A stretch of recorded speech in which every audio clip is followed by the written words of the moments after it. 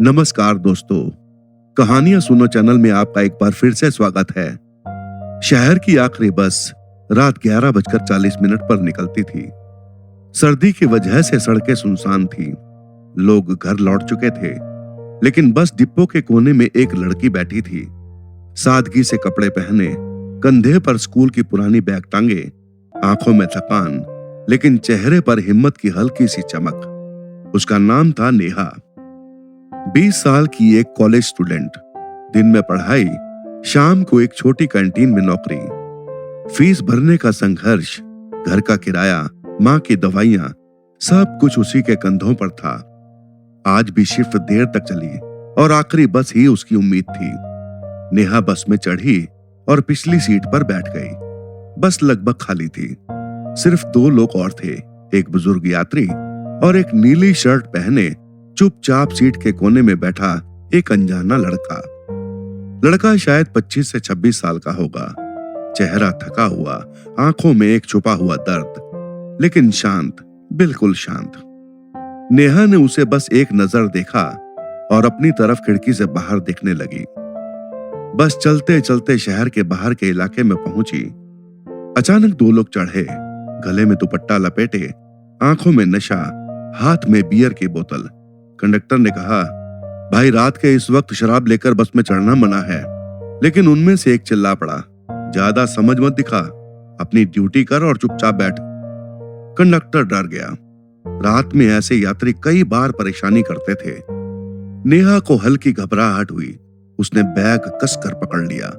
दोनों शराबी लड़खड़ाते हुए बस के अंदर आए और जैसे ही उनकी नजर नेहा पर पड़ी, उन्होंने एक दूसरे को देखकर हंसना शुरू कर दिया।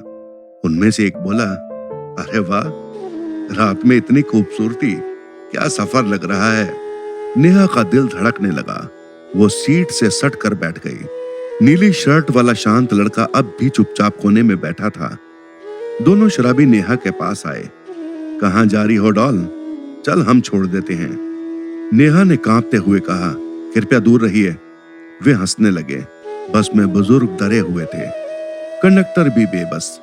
तभी उनमें से एक ने नेहा के हाथ को पकड़ लिया। अच्छा चलो, थोड़ा हंस भी दो। नेहा चीखी, छोड़ो प्लीज छोड़ो।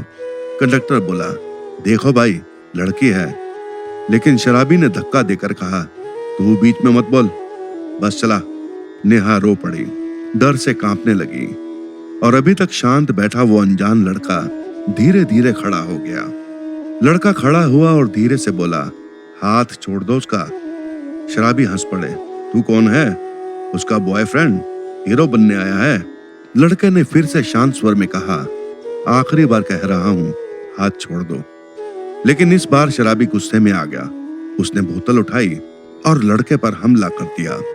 बस अचानक चीखों से भर गई, पर लड़का जैसे बिजली की तेजी से हटा और अगले ही पल उसने शराबी का हाथ इतनी ताकत से पकड़ लिया कि बोतल गिर गई।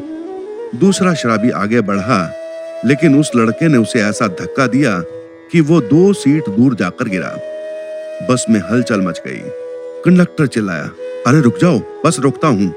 लेकिन अनजाना लड़का बिल्कुल शांत था। उसने बस इतना कहा, यह लड़की कोई खिलौना नहीं है। शराबियों को अब डर लगने लगा। वे लड़खड़ाते हुए उतर गए। नेहा सिसक रही थी। लड़का धीमी आवाज में बोला, अब आप सुरक्षित हैं। बस आगे बढ़ी। नेहा ने पहली बार उसकी आंखों में देखा। एक अजीब सी गहराई थी, एक दर्द, लेकिन साथ ही एक मजबूती भी। नेहा हिम्मत करके पूछ बैठी, आप खतरे में पड़ सकते थे, आपने ऐसा क्यों किया? लड़के ने खिड़की के बाहर देखा और हल्की आवाज में बोला, मेरी छोटी बहन भी कभी ऐसे ही बस में अकेली जाती थी। काश उस रात कोई उसे बचा लेता। उसकी आवाज टूट गई। नेहा समझ गई, यह लड़का अपने किसी पुराने दर्द से गुजर रहा है। नेहा धीरे से बोली, मैं आपका नाम जान सकती हूँ? वो मुस्कुराया, आर्यन। बस एक संकरी सड़क से गुजर रही थी कि अचानक सामने से एक ट्रक तेजी से आया। ड्राइवर चीखा, ब्रेक फेल हो गए, बस लड़खड़ा गई। चिल्लाहट, हलचल, घबराहट। आर्यन तुरंत उठा। उसने नेहा को पकड़कर नीचे की तरफ झुका दिया। अगले ही पल बस सड़क के किनारे पटरी से नीचे उतर गई। सभी लोग गिर चुके थे, कंडक्टर घायल, बुजुर्ग यात्री बेहोश। लेकिन आर्यन ने एक एक यात्री को बाहर निकाला, नेहा को भी सुरक्षित उतारा। नेहा बोली, आप घायल हो गए हैं।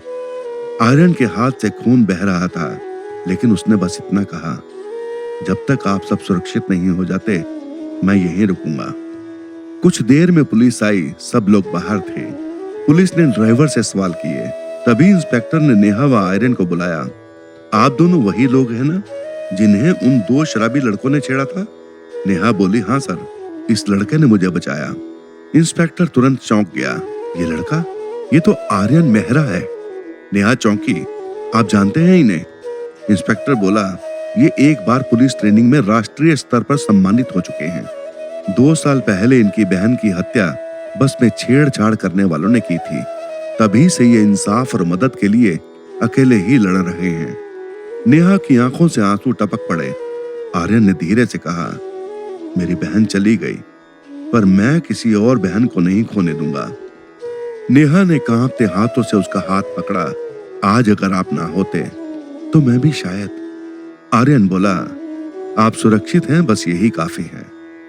नेहा ने कहा, लोग कहते हैं कि दुनिया खराब है, लेकिन ऐसे लोग भी होते हैं जो किसी अनजान की इज्जत बचाने के लिए जान तक दांव पर लगा देते हैं। आर्यन बस मुस्कुरा दिया। एम्बुलेंस में सबको अस्पताल ले जाया जा रहा था। नेहा ने आखिरी बार आर्यन को देखा। क्या मैं आपको फिर देखूंगी? आर्यन ने कहा, जब भी कोई लड़की असुरक्षित महसूस करेगी, समझना मैं कहीं ना कहीं हूं। और वो धीरे से मुस्कुराया। एम्बुलेंस का दरवाजा बंद हुआ, लाइटें चमकी, सायरन बजा और वो अनजाना मुसाफिर रात के अंधेरे में खो गया।